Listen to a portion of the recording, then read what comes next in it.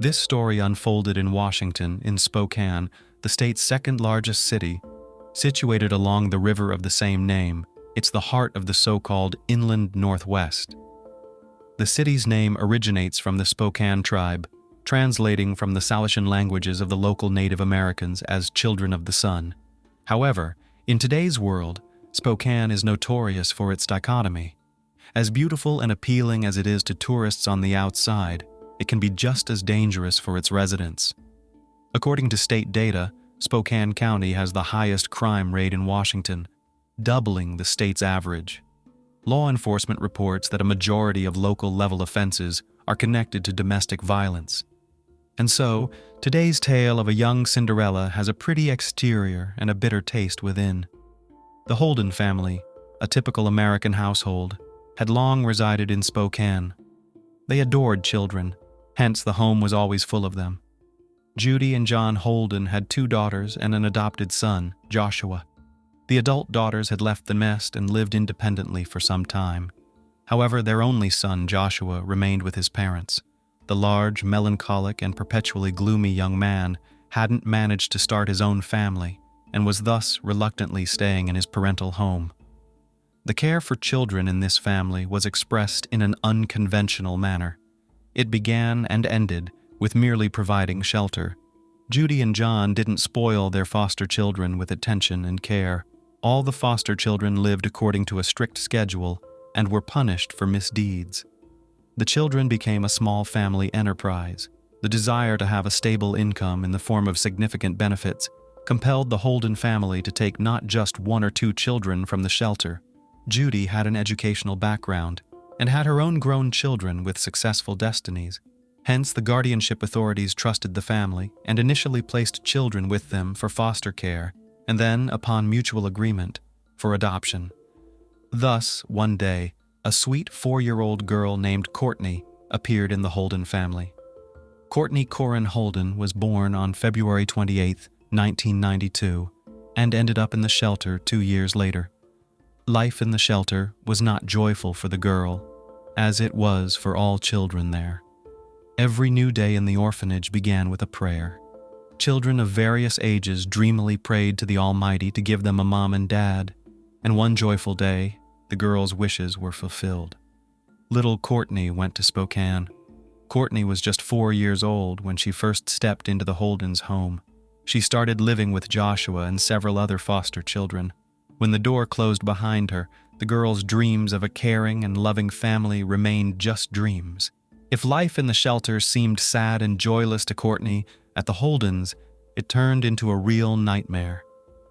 From her early childhood, she was forced to do all kinds of housework. She had to clean the whole house, wash dishes for all the family members after every meal, and if she made a mistake, she was punished. What was especially surprising was that the Holdens treated the other foster children much better, and no one could understand the reason for their hatred of this pretty girl. Judy Holden was already of a considerable age by then, and Courtney became the last child they took from the orphanage. Perhaps it was in this that their inexplicable malice and hatred towards the girl was hidden. Courtney was even forbidden from going outside without permission.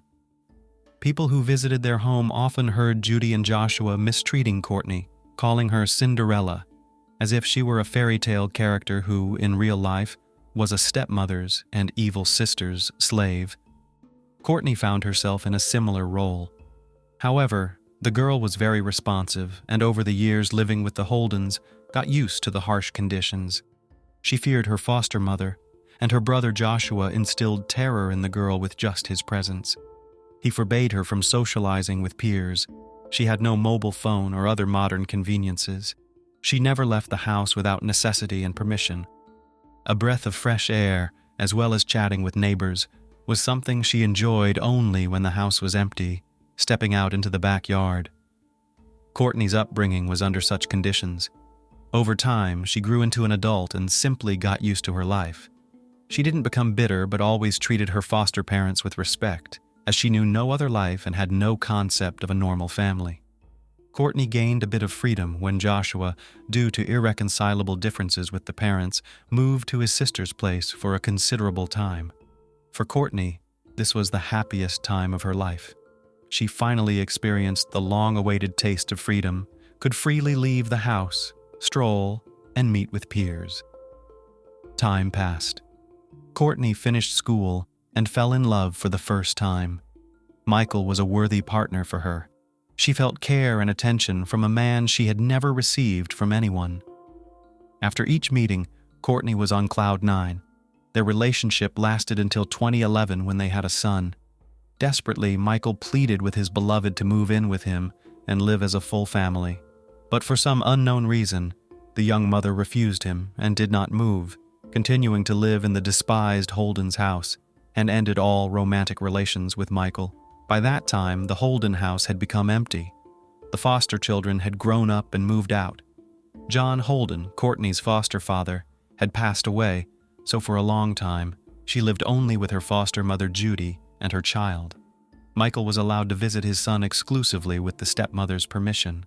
During the period when Courtney's brother Joshua was absent, their life with the little son was quite peaceful. But after the father's death in 2014, Joshua returned and began to fiercely terrorize the family home. He installed many surveillance cameras around their house on Hero Avenue, about a block from Rogers Middle School in northeast Spokane. Signs reading, "Smile, you're on camera," were scattered all over the yard, with several cameras pointing in different directions. The surveillance cameras made Courtney anxious again, as she knew venturing outside would bring trouble from Joshua for escaping. Courtney's life became unbearable once more. Around 2015, Courtney confided to a neighbor that she was once again not allowed to have a mobile phone, manage social media accounts, talk to anyone outside her family, drive a car, or even leave the house without Joshua's permission. The birth of her child had so embittered Joshua Holden that he forced the young woman to cease all contact with her son's father. Courtney silently complied. Neighbors noticed bruises on Courtney's face and arms, and when they inquired about their origin, she candidly admitted, "Joshua hits me." Concerned neighbors wondered why Courtney endured such treatment and tried in every way to help her. They contacted the police to draw attention to Courtney's plight, but the Holdens managed to quash the case each time, as the victim herself never openly admitted to being under family terror from her brother. Eventually, Courtney was deprived of the privilege of talking to neighbors, who since then only saw her outside in the evenings, as she was not allowed out during the day. Courtney silently obeyed again. No one knew Joshua like Courtney did. A tall, large, and overweight man, he possessed enormous physical strength and never held back in insults. Joshua's friends described him as a man with a paranoid disposition, cruel and unpredictable in nature. He once bragged publicly about his ability to easily end a life and dispose of the body without difficulty. He had a notable criminal record. In 2005, he was charged with assault and harassment, but due to a lack of evidence and the victim's unwillingness to cooperate with the police, he was released. He was also suspected of an assault and misconduct against a woman in 2003 when the perpetrator could not be identified. In 2006, Joshua was arrested for domestic violence against his mother and for burglary. These incidents prompted his flight from the parental home for several years. Upon his return, Joshua became even more ferocious. He installed cameras not just outside but also inside the house to keep complete control over Courtney. The young mother almost stopped communicating with friends, mentioning she was afraid to go anywhere for fear Joshua would find out and things would get worse. One person communicated with Courtney every day through Facebook until Joshua discovered she had an account. "I have to go. I must leave. Josh is coming," she said in her last message nearly 2 years ago. Then, her account went dark permanently. The dynamics within the Holden household were described by family acquaintances as peculiar. People familiar with the family were puzzled as to why Courtney's child referred to Judy as Mom and Joshua as Dad, while his biological mother was mentioned strictly by her first name. This led some to speculate that perhaps Joshua was indeed the child's father. Neighbors and acquaintances condemned the Holdens for their unusual lifestyle and antisocial behavior, opting to steer clear of their home. In August 2018, following yet another dispute, Courtney hastily packed her belongings into a suitcase and ran out onto the street. An irate Judy shouted after her, "Come back home," to which Courtney replied, "I won't stay here anymore." Moments later, an enraged Joshua, standing over 6 feet tall and weighing 300 pounds, forcibly lifted 160-pound Courtney and carried her back into the house. Judy slammed the door shut. According to a neighbor, she couldn't resist. This was the last time that this neighbor, and possibly anyone outside the household, saw Courtney. The young woman who had lived a life of invisibility remained so. It took almost 2 years before neighbors and acquaintances started to worry about her disappearance. In October 2019, a year and a half after she vanished, concern for Courtney Holden's whereabouts came from her child's father and his current girlfriend. They hadn't seen Courtney for almost 2 years, and the father was eager to see his child. The father of Courtney's son filed a missing person report with the police.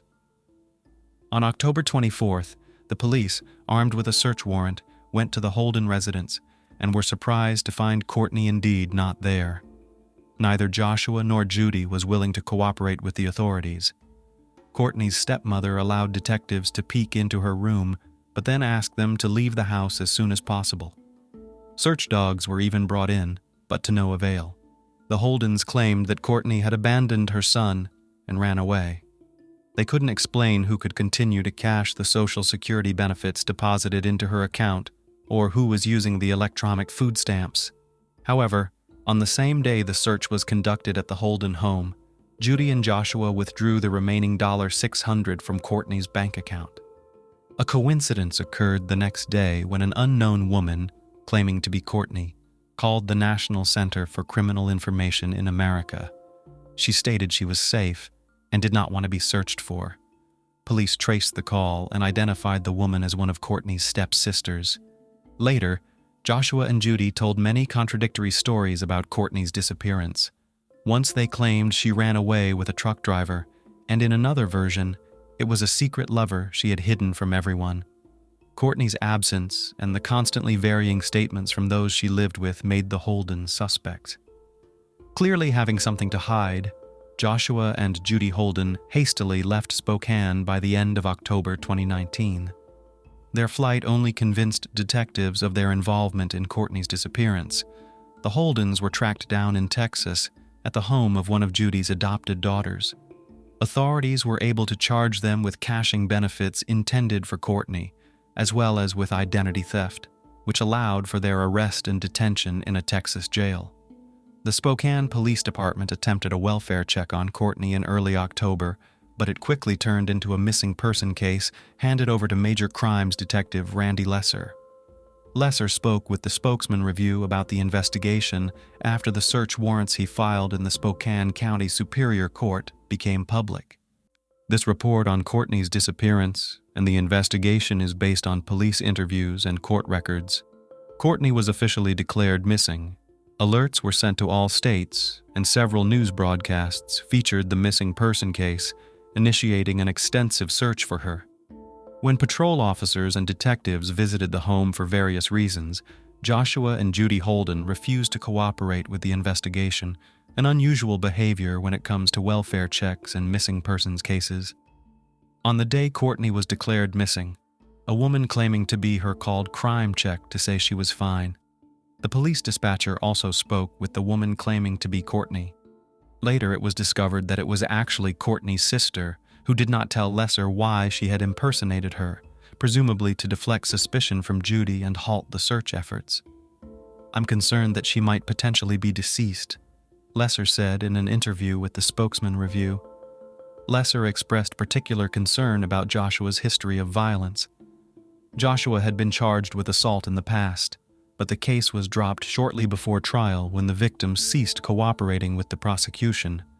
Investigators were in the process of obtaining DNA evidence, and court documents from that case indicated that Holden was suspected in another assault back in 2003. Neighbors and family described Joshua as unstable, cruel, and diagnosed with paranoid schizophrenia. A neighbor mentioned that Joshua was unemployed and Judy feared him. Joshua had also been arrested on charges related to unlawful imprisonment and domestic violence, and he had been convicted of burglary.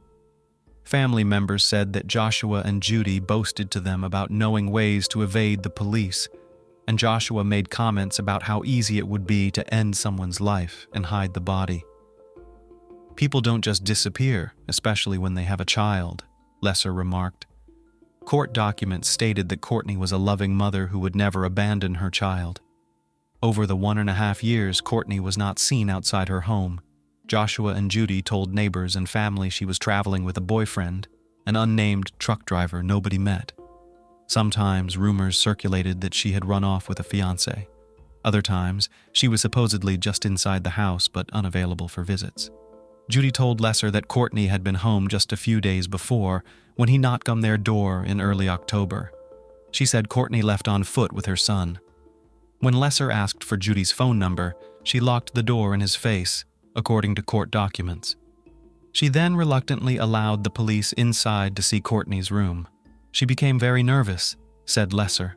"The house was extremely cluttered, with piles of items covering all available space on counters," Lesser wrote in the court documents. Courtney's room was also cluttered, and the mattress was bare. "It appeared as though no one had lived there," Lesser observed. At one point, Judy panicked upon losing sight of one of the detectives behind a closed door. She ordered the investigators to leave when Lesser asked to check the rest of the house for Courtney's child. Later that day, a neighbor told Lesser they saw Joshua, Judy, and one of Courtney's sisters leaving in a van with a child. Detective Lesser also found it suspicious that Courtney, who suffered from a chronic illness, had not seen a doctor since October 2017. She received her last prescription in July 2018, though she had been getting medications every month before disappearing. Despite the gap in medical records, money continued to be withdrawn from Courtney's bank account every month, and her EBT card was used for grocery shopping.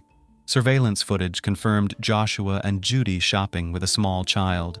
Cameras also recorded the couple withdrawing the remaining money from Courtney's bank account on the day she was declared missing in early October. By October 24th, Joshua and Judy had left their home.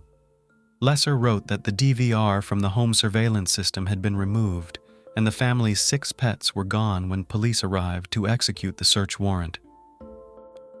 Mobile numbers associated with Joshua and Judy were deactivated in mid-November, but 2 new numbers on the account were activated on the same day with Texas area codes.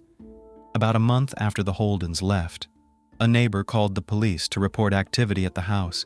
It was one of Judy's daughters and her husband who had flown in from Texas to check on the property. They said they hadn't seen Courtney for 2 years and that Judy had retired. The man told the police that Joshua and Judy had a child, but Judy's daughter stated the child was Courtney's. In mid-December, Lesser traveled to Texas in search of Joshua and Judy. The police found them at Judy's daughter's house, along with Courtney's son. Joshua and Judy Holden were arrested on charges of identity theft, interference with custody, and for using Courtney's bank accounts and concealing her child. The child was found safe and was successfully returned to his father. No criminal charges were made against other family members. The police searched Judy's Spokane home with search dogs, but unfortunately found no trace of Courtney. Searches of the home in Texas also yielded no clues to Courtney's whereabouts. Officers also searched a vehicle and trailer owned by Judy, parked at an RV lot in Oklahoma. 40-year-old Joshua and 74-year-old Judy were in jail in Texas, where they declined to be interviewed by the police. They refused to be extradited to Spokane, so the police awaited a governor's warrant for their return. Since the police could not prove their involvement in Courtney's disappearance, they were likely released. "This is probably one of the deepest missing person cases," Lesser said about the months-long investigation. "I have 4 notebooks full of different information." Judy and Joshua still claim they have nothing to do with Courtney's disappearance, while the police believe she is likely deceased, but unfortunately cannot yet prove it. Domestic violence experts point out several factors why cases like Courtney Holden's are not always reported. One is the social assumption that someone else will take care of it, according to Morgan Colburn, the Director of Counseling, Advocacy, and Outreach at YWCA. Colburn mentioned that fear of retaliation could also be a factor. And sometimes people see it as a family matter, something that needs to be dealt with at home, he said. Despite the aforementioned charges, Judy and Joshua have not been charged with anything directly related to Courtney's disappearance. Many still believe they know what happened to Courtney. In addition to Joshua's known aggressive behavior, he had also stated he could end someone's life and successfully hide the body from the police. Investigators believe Courtney is deceased, but they have not made any arrests related to her case yet. Summing up today's story, it's heartbreakingly clear that Courtney was unfortunate to become part of the Holden family.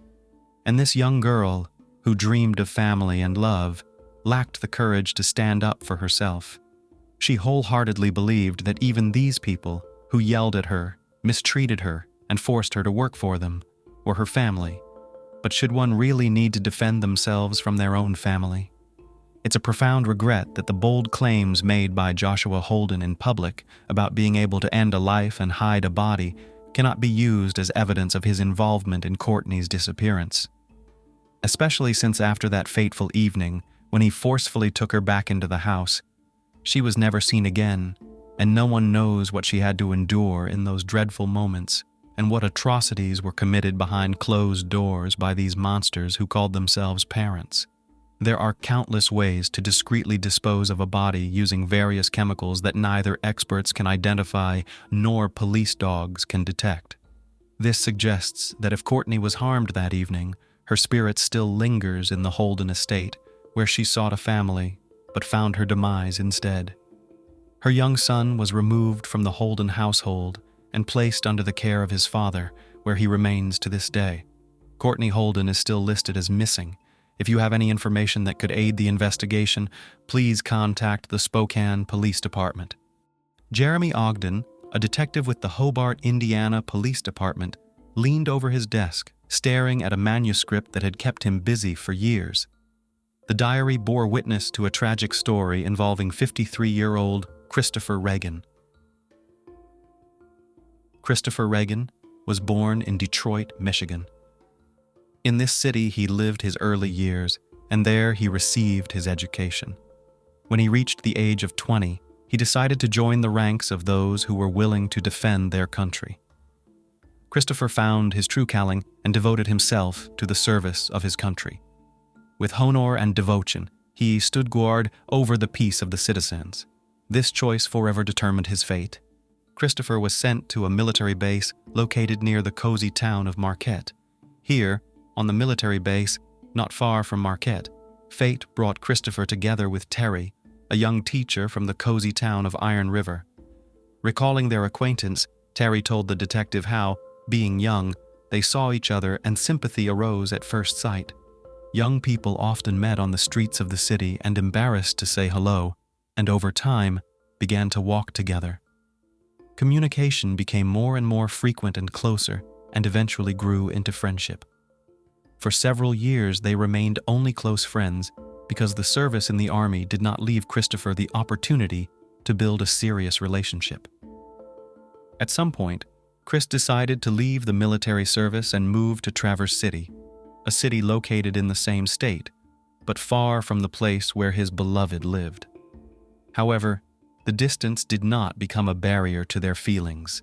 On the contrary, communication between them became even closer, and in December 2012, Christopher proposed to Terry to start a long-distance romantic relationship. Both were single at that moment, knew each other for many years, and always observed the line of propriety. Terry happily agreed.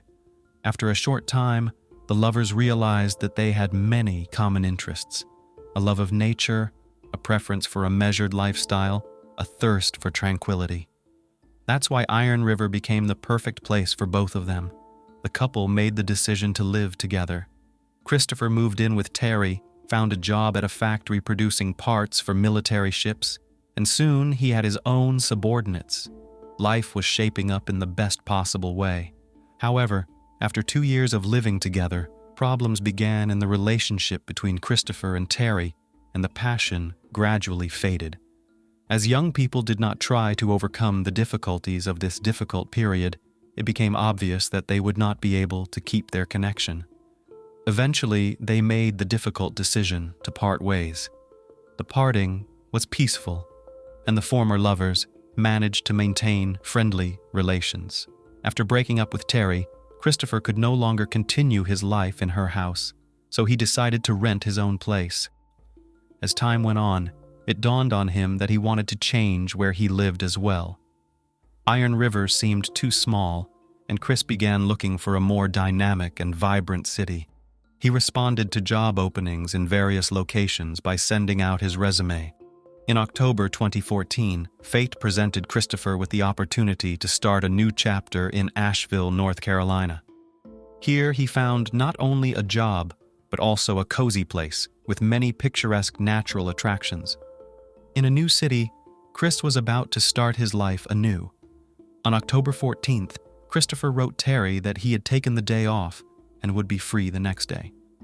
The reason was a doctor's appointment, after which he suggested they meet up and go for a walk, as they had often done when they still lived together. However, on October 15th, he did not contact his girlfriend. Terry was worried. She tried calling him for several days. Concerned, she contacted mutual friends, but they knew nothing. 10 days later, a worried Terry filed a police report about Christopher's disappearance. The report was accepted, but the police were quick to comfort Terry, assuring her that people sometimes disappear for a while and then return, sometimes even ending up in other places. At the police station, Terry also revealed that Christopher had recently received a job offer in North Carolina.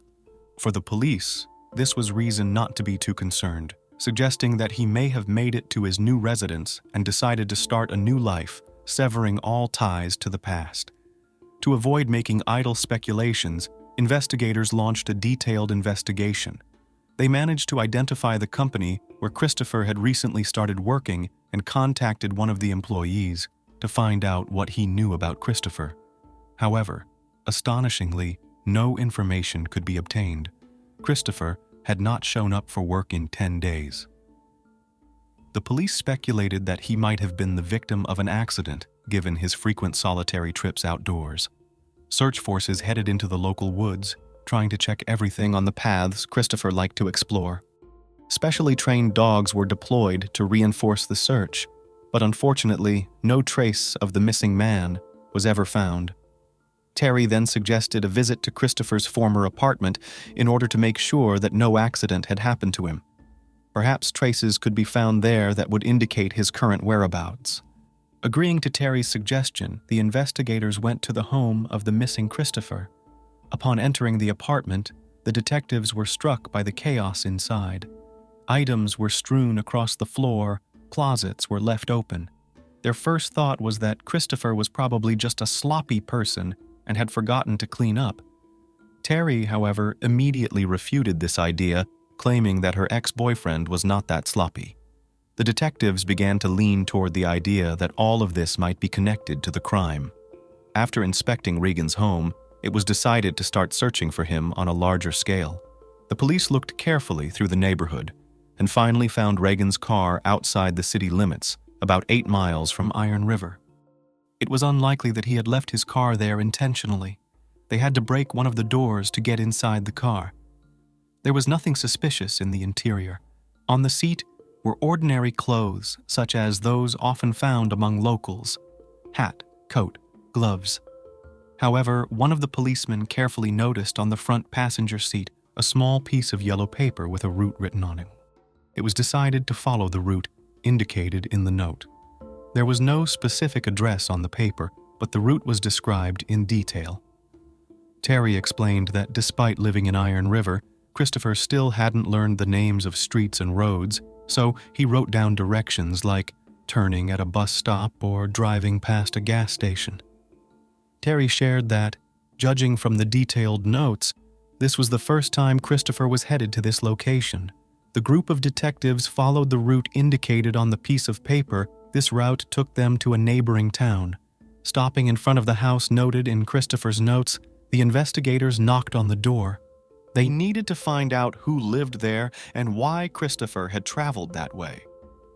The door was opened by Jason Cochran, an overweight man who was surprised to see uniformed men in front of his house. His wife, Kelly, soon appeared. The officers informed the couple that they were investigating the disappearance of Christopher Regan, and a piece of paper found in his abandoned car pointed to this address. Kelly candidly revealed that she worked with Christopher at the same plant, and they got along well, and were even friends. She had not been in contact with him in recent weeks, but in mid-October, she tried to contact Chris via text messages. She received no response and assumed he had gone to North Carolina for a new job. Kelly also mentioned that Christopher had been having health issues and may have just decided to start a new life. Investigators found themselves in a quandary.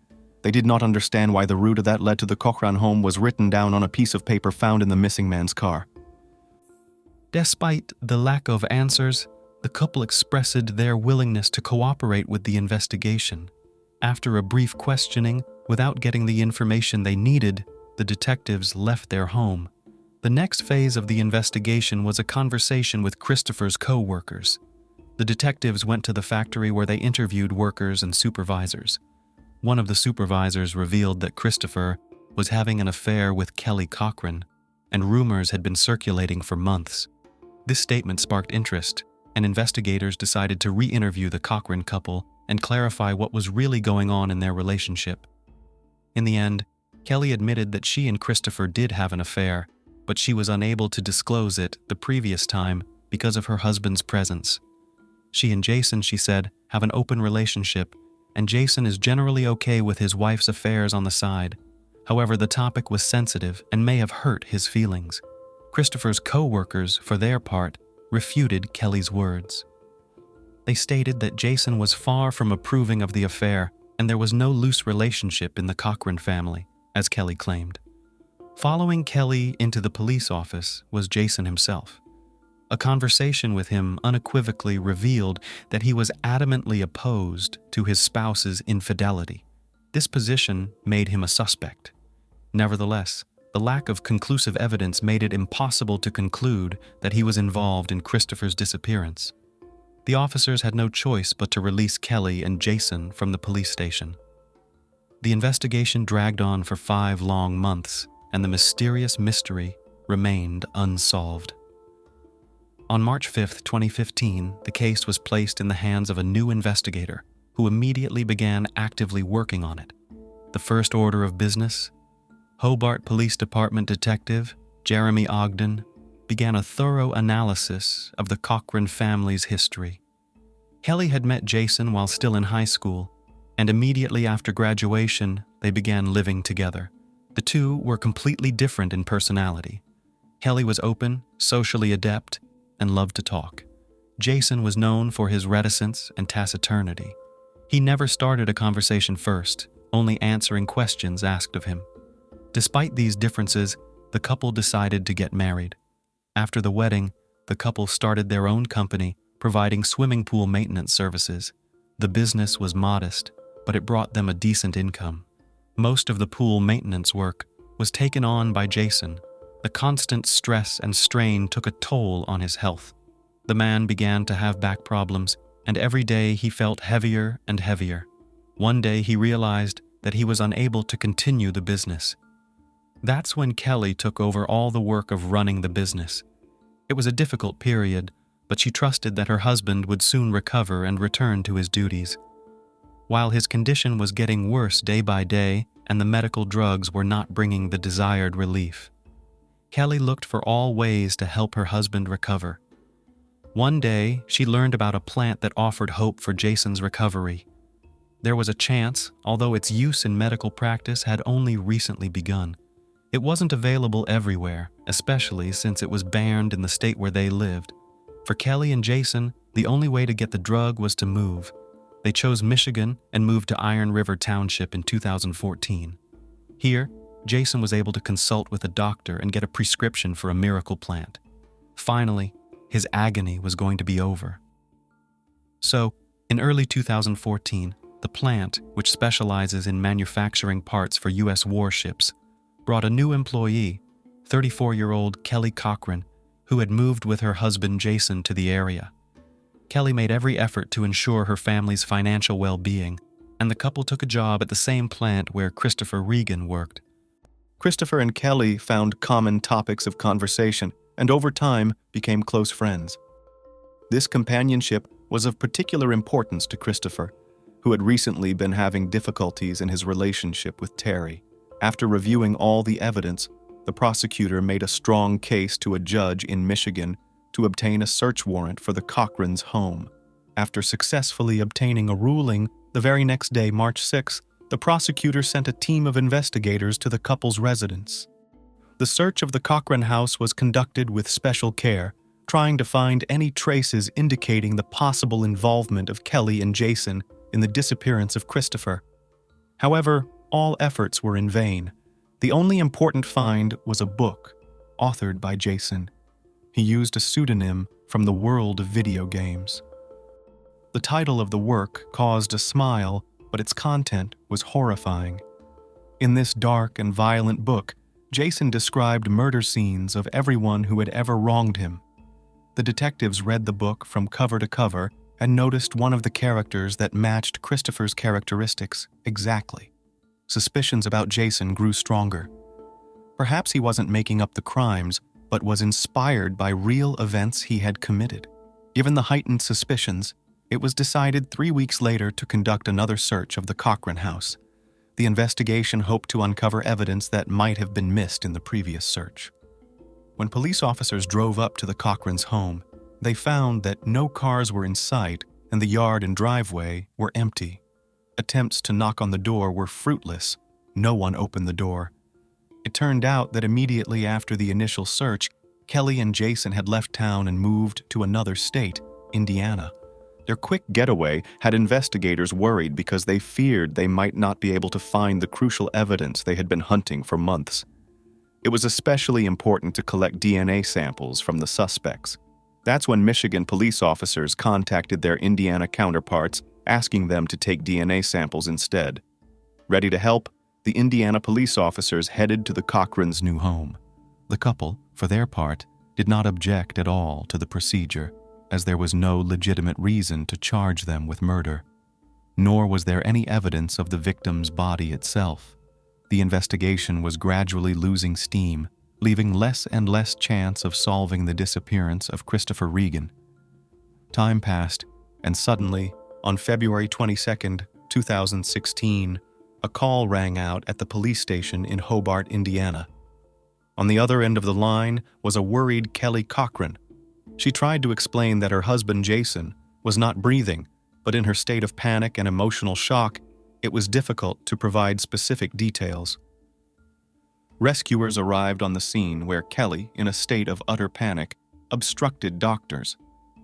However, it soon became clear that Jason would no longer require assistance. He was sitting in a chair, his face burning with fire as if from extreme overheating. The doctors were forced to confirm his death. The body was sent for forensic examination. Kelly was handed over to a police patrol who took her to relatives who lived nearby, down the same street. Determined to find out the circumstances of what happened, investigators searched the Cochrans' new home. During the search, one of the officers discovered a syringe needle at the foot of the marital bed. After evaluating the condition of Jason's body, the investigator concluded that his death was caused by abuse of illegal substances. However, the forensic report came as a surprise to the detectives. Although Jason was found to have an excessive amount of illegal substances in his system, the forensic results pointed to something more shocking. Jason's death was caused by strangulation, as confirmed by bruises on his neck and face. Thus, Jason, the prime suspect in the kidnapping of Christopher Regan, was himself a victim of the crime. This discovery led to new questions and a re-examination of the evidence. Forensic experts immediately turned their attention to Kelly Cochran, who seemed to be the link between the two crimes. Now she was to become the prime suspect not only in Christopher's disappearance, but also in her husband's murder. This investigation became an even more complex puzzle. On February 23, 2016, Kelly Cochran was invited to the police station to testify in Jason's murder case.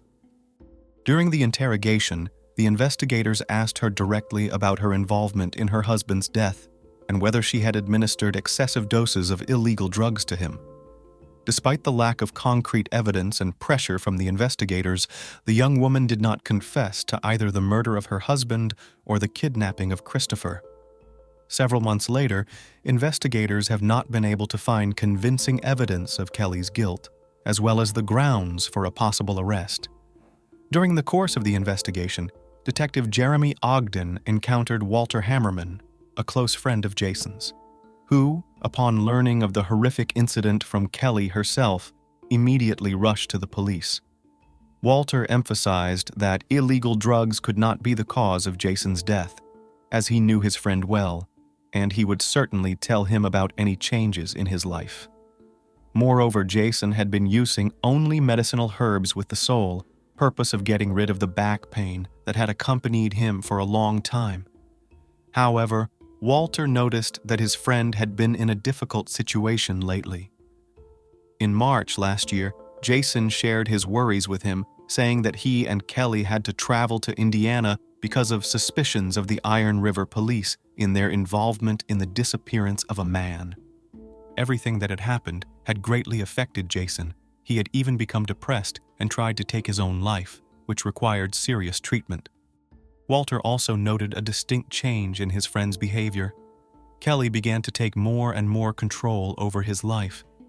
It seemed that Jason was constantly on edge. Whereas before the boys could spend hours playing video games together, Jason now began to avoid parties as soon as his wife returned from work. This information became an important link in the investigation and allowed investigators to understand what was going on in the Cochran family.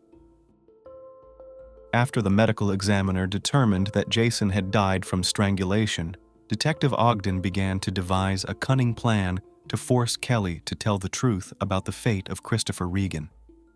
It was decided to use Walter, Jason's close friend, as bait to lure Kelly into a trap and force her to make a mistake. Walter accepted a difficult role. He was to become a tool in the hands of the investigation and play out a performance in front of Kelly Cochran.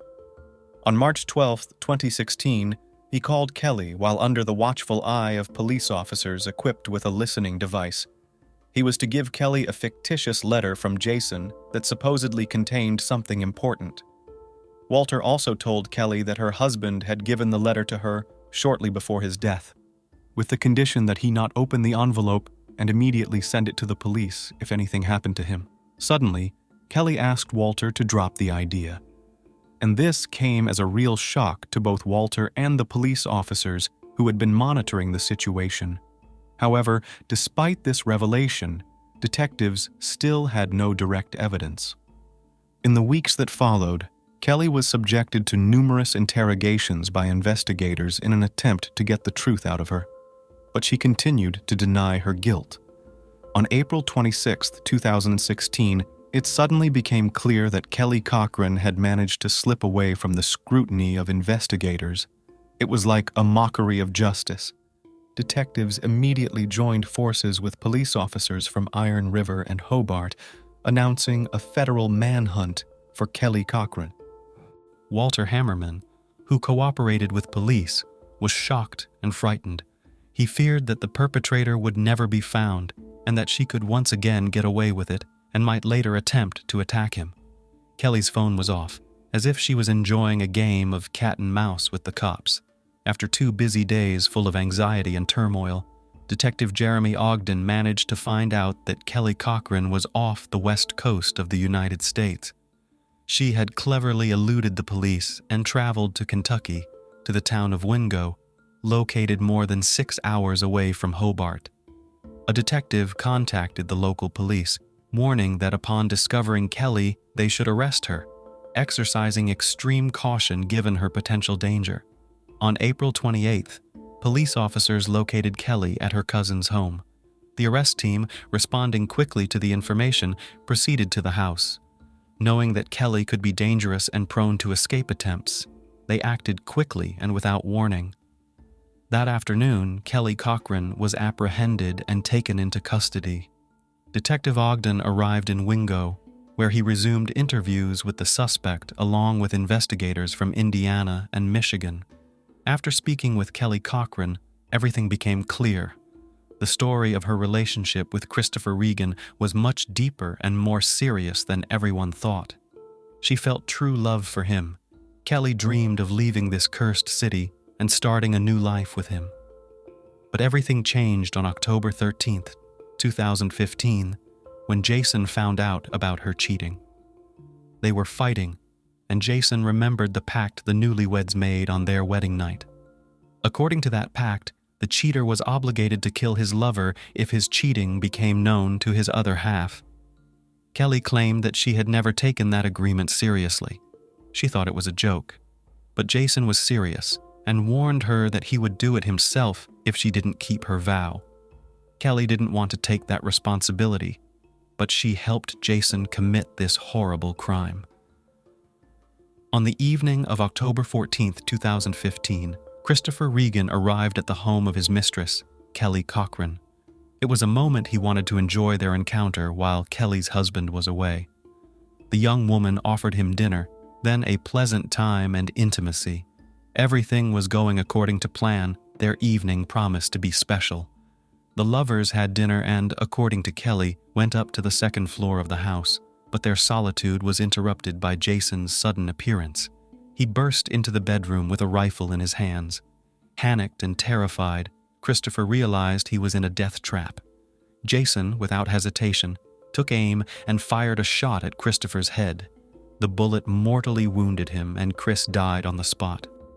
Afterward, under Jason's direction, the accomplices dragged the body into the basement and began dismembering it using a hacksaw. Christopher's limbs and head were detached from the torso. The perpetrators placed the remains in several trash bags and then disposed of them by dumping them in the woods near the village of Crystal Falls. They drove Christopher's car away from the house to ward off suspicion. The couple thoroughly cleaned the house to remove evidence of the crime. The couple were accomplices to a terrible crime. Kelly Cochran also did not hide her participation in the tragic death of her husband. According to her, the idea of revenge was born when Jason, having discovered that Kelly had a lover, decided to commit the crime. Kelly, in turn, wanted to get back at him for the loss of happiness with the man she loved. She confessed that she was deeply in love with Christopher and felt that her spouse deprived her of the opportunity to be happy. She never could come to terms with the loss and the pain she felt on a daily basis. Kelly hated her husband for what he had forced her to do and realized she couldn't continue to live peacefully with it. The opportunity for a crime came on February 22, 2016, when Jason complained of back pain. Kelly talked him into giving him a shot with a medication. The dose of the medication was too high, but for some reason it didn't work properly. Seeing that her husband was still breathing, Kelly suffocated Jason by covering his mouth and nose with her hands. Later, just in case, Kelly squeezed his neck to make sure her husband was already dead. This explained the appearance of bruises on the victim's body. After Kelly Cochran's testimony, she actively cooperated with police to help determine where Christopher's remains were buried. On May 18, 2016, Detective Jeremy Ogden, along with a team of investigators and a canine team, went to a site near the village of Crystal Falls. This seldom visited neighborhood had become the hiding place of a terrible mystery. The team of investigators began a thorough sweep of the woods around the lake, each member carefully penetrating between the trees. One of the canine dogs suddenly detected a faint odor and led the officers forward. All the other officers followed the dog tensely, expecting the reveal to be close. The dog led the group to an unassuming hill littered with fallen leaves and branches. Clearing it, the investigators found objects. One of them was unmistakably a human skull. Upon closer examination, it was obvious that the victim had been murdered. The bullet hole spoke for itself. Investigators had no doubt that they had discovered Christopher's severed head. Also found at the scene was a .22 caliber bullet, a broken gun, and glasses that probably belonged to Regan. Dental records were used to identify the victim's remains. The missing person case that had plagued investigators for 2 years was finally solved. In April 2016, Kelly Cochran was formally charged with the murders of Christopher Regan and Jason Cochran. On February 13, 2017, the 34-year-old criminal was arraigned in Michigan State Court. The prosecutor emphasized that Kelly significantly diminishes her role by being the mastermind behind both crimes. He argued that Christopher viewed his relationship with Kelly as an occasional encounter, while she genuinely loved him and planned a future with him. Christopher's refusal to have a serious relationship with her led to rage, and Kelly decided to kill him by making up a story about a pact with her husband. The prosecution had strong evidence, including Kelly's confession. In court, however, she presented a different version. According to her, she was being abused by her jealous husband, who arranged the crime. He hid in the basement that day and caught the lovers off guard. Then he grabbed a gun in a rage and shot Christopher. The idea of dismembering the body was Jason's suggestion, and he coerced Kelly into helping by threatening to kill him. The new version made the jury wonder about Kelly's guilt. They deliberated for 3 hours and still reached their verdict. Kelly was found guilty of the premeditated murder of Christopher Regan. She was given a life sentence without parole. Jason Cochran's case did not go to trial, as a plea agreement was reached, and Kelly was sentenced to 65 years in prison. From the courtroom, Kelly Cochran was sent straight to Crown Point Correctional Facility in Ypsilanti, Michigan. There she is, serving her sentence, and only regrets that her personal life did not work out. In one phone interview, Kelly stated, "I tried to do what I thought was right.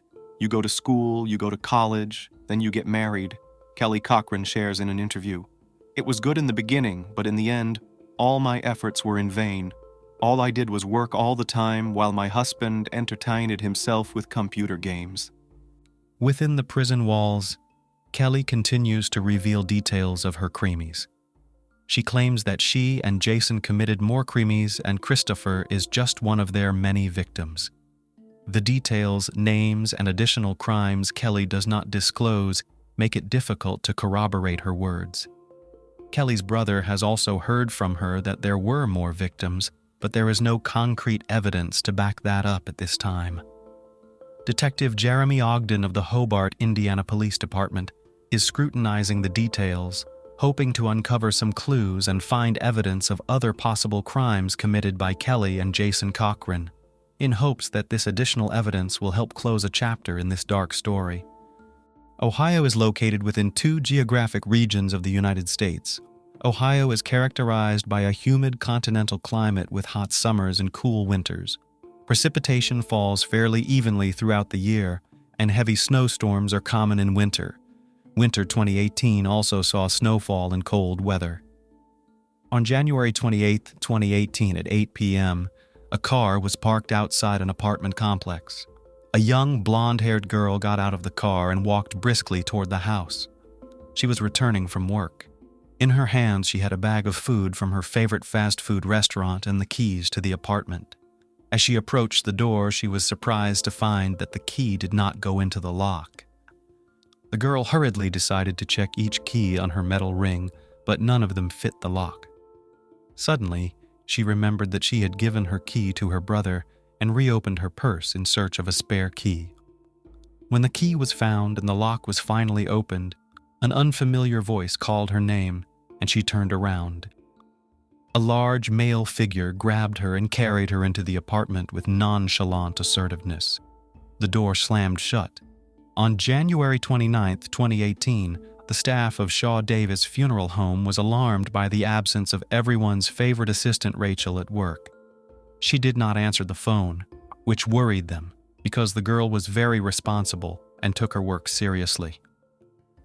The head of the office asked a colleague, who was engaged in delivery, to come to Rachel's apartment to check on her and find out the reason for the silent absence. He went to the girl's apartment, but no one answered his knock or call. He contacted the manager of the apartment complex, but this attempt was unsuccessful, as it was only possible to enter the apartment with the tenant's permission. Her colleague called the police to the place of residence of the missing girl.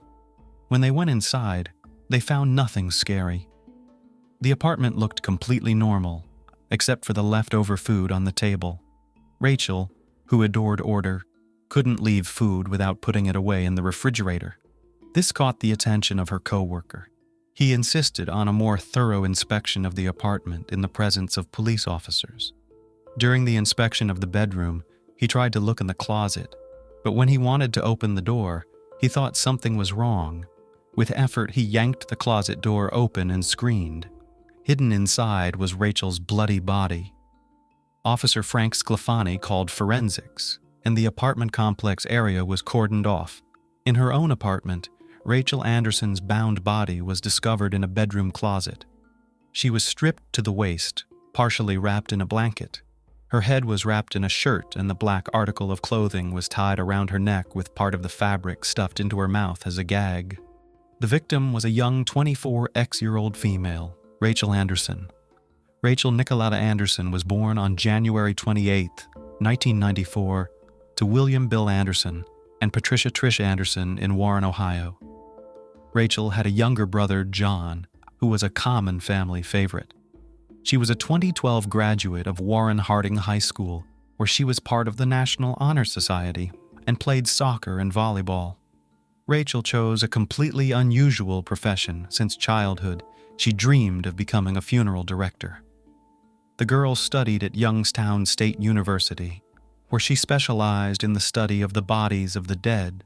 She treated her vocation with great importance, for which she got into the list of the best students and received a scholarship. She then attended Cincinnati College of Mortuary Science, where she graduated in 2016 with a Bachelor of Science in Mortuary Science. After becoming a member of the Ohio Funeral Directors Association, Rachel moved to Columbus, where she began her internship at Shaw Davis Funeral Home. She was very reverent about her work and felt it was her duty to support and assist the relatives of the deceased. Her internship was coming to an end, and Rachel dreamed of becoming a full-fledged employee of the Bureau, but her dreams of the future were destroyed and sneakily taken away in the most brutal way. Rachel's body was taken to the morgue, and investigators interviewed the first witnesses. The autopsy performed on Rachel Anderson's body revealed the mystery of the horrific manipulations she had endured that night. The young woman had been strangled and stabbed. She suffered a laceration to her scalp and fractures to the base of her skull. The stab wound went through the back of her neck and penetrated the left hemisphere of her brain. Rachel was stabbed with such force that part of her skull broke off. The autopsy also revealed that she had been strangled with an electric blanket cord, and as a result of the strangulation, she had hemorrhaged in her sternoclavicular muscles and eyelids, and the blood vessels in her eyes had filled with blood. In addition, forensic evidence showed that bruises and red marks on her ankles and wrists indicated that she was alive when the perpetrator tied her up. A DNA sample was found on the rope and on Rachel's body. The coroner who performed an autopsy on Rachel Anderson found that the death was caused by a stab wound to the head and neck, although the initial theory was strangulation. After interviewing several employees from Rachel's work, as well as her ex-boyfriend who had an alibi, police continued to look at different versions of the attack. Detectives returned to the victim's apartment to conduct searches in hopes of finding evidence or traces of the perpetrator that could unravel the case. On the living room floor, they found Rachel's purse, which was missing her wallet. The 9-inch steak knife used to stab Anderson was found by her mother 2 weeks after the crime in a box in her apartment. So detectives had their first theory, robbery. But such a brutal torture of the girl said that the perpetrator was not just a robber, but a skilled maniac who took pleasure in the display of his power over the victim. Investigators considered different motives, and for some time had no suspects, and the manner of the girl's death was not disclosed, maintaining the secrecy of the investigation. After some time, the investigation received DNA samples that were found on several parts of Rachel's body and at the crime scene itself. But, unfortunately, the obtained samples were not recognized by the database of special services. The obtained video from street surveillance cameras showed two people who used her car to drive around the city after Rachel's death. At that time, cash was withdrawn from the dead girl's debit and credit cards. Data obtained by the location service identified a phone number that was in Rachel Anderson's apartment from 7:59 p.m. to 9:25 p.m. on January 28, 2018. By examining the evidence, it became clear where the caller was at different times. Having identified the account from the phone number found, investigators were able to identify the suspect. He turned out to be 54-year-old Anthony Pardon, a recidivist, violent criminal and rapist, whose criminal history before the murder of Rachel Anderson included several rapes, as well as robbery, kidnapping, and attempted murder. He spent a total of 33 years in prison for his crimes. The maniac had a hard fate. He was raised by his grandparents before he started living with his mother. As a child, the boy was diagnosed with conduct disorder and antisocial personality disorder due to social problems. In March 1979, Anthony, 14, was temporarily committed to the Ohio Youth Commission. In July of that year, he was placed in the custody of the court and temporarily transferred to Franklin County Children's Services. And as late as December, he was again found guilty of making threats and was transferred to the Ohio Youth Commission and placed in foster care. In 1980, Pardon was charged with abuse. The victim was the foster parent's son. Pardon, who was 15 years old when he committed the crime, was babysitting while his foster mother went grocery shopping. He told Columbus police he committed the crime because he was upset after an argument with his girlfriend. Anthony was convicted of the crime as a juvenile. On November 13, 1981, 16-year-old Pardon was allowed to enter the home of his girlfriend's 39-year-old mother to use the telephone. He pulled a butcher knife on her, took advantage of her, and stole $100 from her purse. He then bound her hands and feet, gagged her, and put her in the trunk of his car. He drove her to Valleydale, where he untied her feet and threw her into the river behind the Valleydale ballroom. When the perpetrator saw that the victim, who was partially clothed, was able to stay afloat, he waded into the creek and submerged her head underwater. The woman survived after the intervention of a random passerby who scared Anthony away. The boy then managed to get away before the police arrived and used the money he stole from the victim to buy tennis shoes and jogging uniforms. In May 1982, at age 17, he was convicted of other crimes in Franklin. He was sentenced to a term of imprisonment ranging from 5 to 25 years. While in prison, he committed several disciplinary offenses, including possession of a weapon, burning a mattress, and fighting. He eventually spent over 24 years in prison for his crimes and was released in November 2006. Upon gaining his freedom, Anthony Pardon moved to Georgia and applied for a job under an assumed name. But in 2007, he was charged with forgery and was again convicted in Floyd County, where he spent 9 years in prison. He was also given 20 years probation and was required to wear a GPS tracker on his ankle. In 2017, Pardon was released from prison, returning to Ohio in June of that year under an interstate agreement between Ohio and Georgia. He was monitored by the Adult Parole Authority and was required to check in with the Sheriff's Department every 90 days. The Ohio Adult Parole Authority did not provide him with a monitor, as requested by the judge, because of the length of supervision and cost concerns. Due to budget savings and careless negligence of state authorities, a former maniac and criminal was walking free again. So, on August 21, 2017, Pardon was caught with a girl of easy virtue in his car, and 6 days later he was caught driving without a license. During that stop, he was found to be in possession of a kitchen knife and a shotgun. But again, either by some strange coincidence or police negligence, he was not arrested. The perpetrator's escapades continued. One of the CCTV footage shows Rachel's car stopped outside a store. A man got out of the car on the passenger side and headed into the store. The driver was not visible on the footage, which added some complications. But after visiting that store and interviewing the employees, the police managed to find out the man's identity. He turned out to be a local vagrant Anthony Schlitz. A couple of days later, he was questioned at the station. He said that he was approached by a passing mature man and offered to cash in the cards of his ex-girlfriend. He agreed and thus became a co-conspirator in the Rachel Anderson case.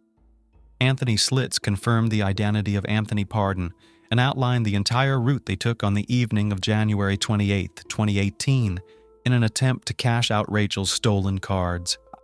The matter remained to be resolved. Find and apprehend Anthony Pardon. On February 9, 2018, a multi-day stakeout of Anthony Pardon's sister's house resulted in his apprehension.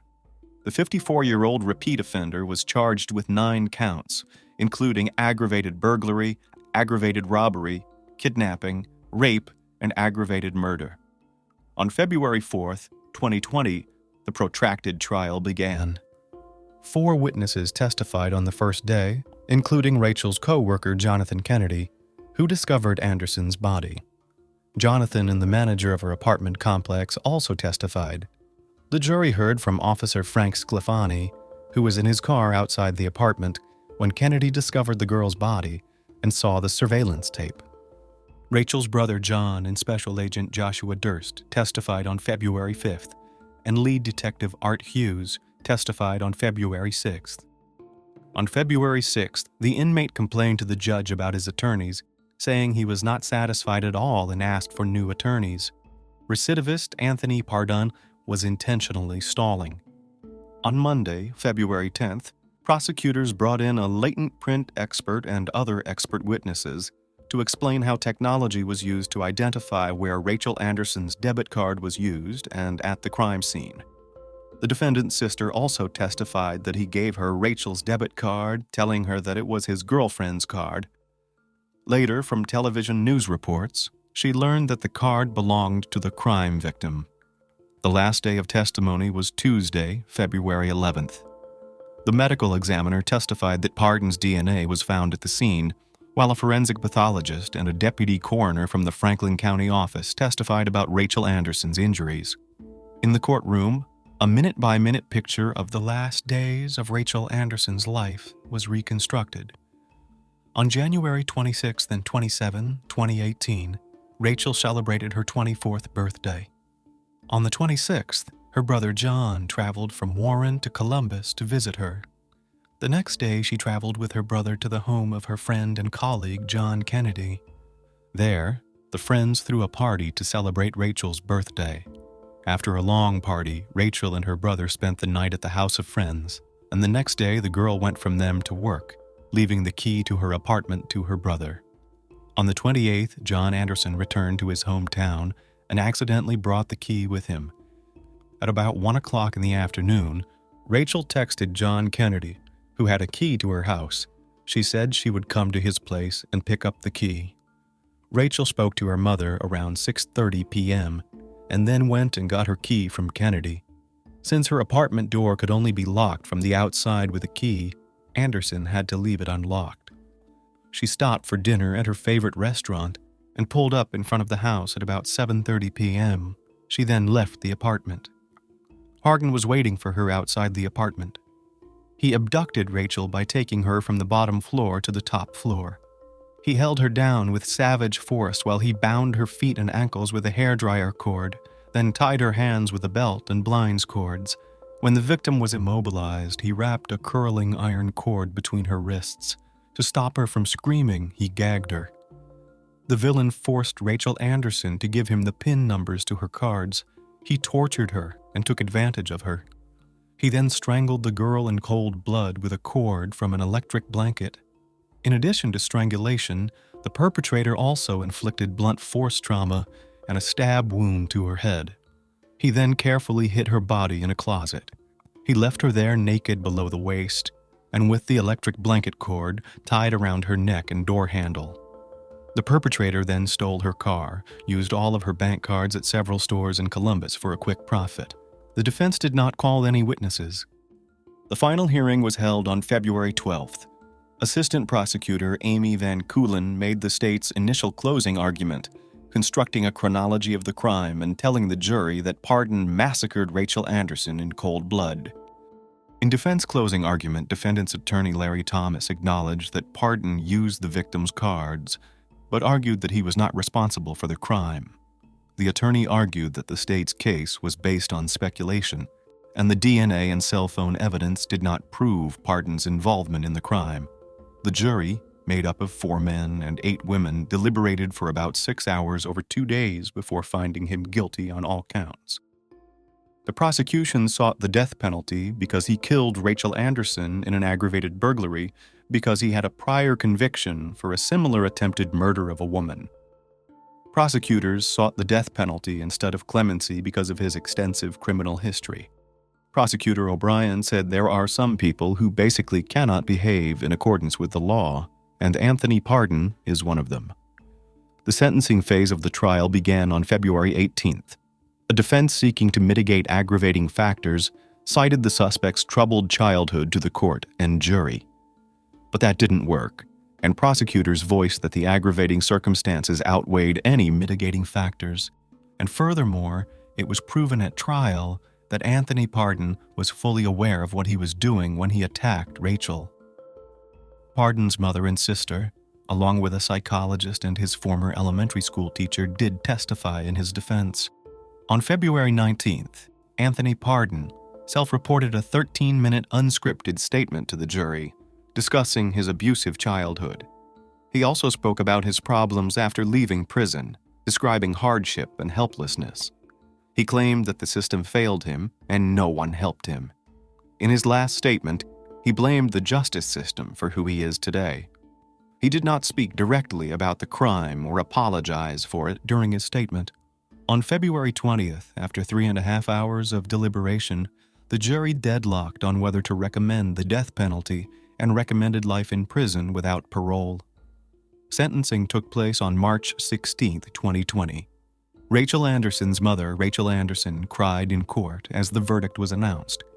The father issued a statement recounting his observations of the investigation over the past few years. He was extremely surprised at how a violent criminal and repeat offender made demands and became hysterical as if he was owed money. The man was shocked as a grown man, complaining that the system had failed him, trying in every way possible to absolve himself of even the slightest bit of guilt. In his final statement, the father of the deceased noted that there is obviously blame to be placed on the system, but in the situation that happened, it only failed Rachel Anderson. Judge McIntosh sentenced Anthony Pardon to 1 life sentence without parole for aggravated murder and another life sentence without parole for violence. Anthony Pardon was also sentenced to an additional 63 years in prison for aggravated burglary, kidnapping, and aggravated robbery, and multiple violent offenses. The sentences must be served consecutively. An evil fate. It was the 24th birthday for Rachel Anderson. The life of a young woman who had everything ahead of her was cut short. Her internship was coming to an end, and she was about to be offered a promising job. Rachel was buried at Pineview Memorial Park. Her family and friends are having a difficult time recovering from such a sudden loss. Each year, on January 28th, her loved ones light a candle in their homes and remember the blonde-haired, smiling Rachel. After all, to know Rachel meant to love Rachel. She was just a beautiful soul, and she would do anything for any of her friends. Rachel had many hobbies throughout her life. First and foremost was her career. She had the gift of compassion. She loved dancing and socializing with family and friends. She loved children. She loved her life that was stolen from her.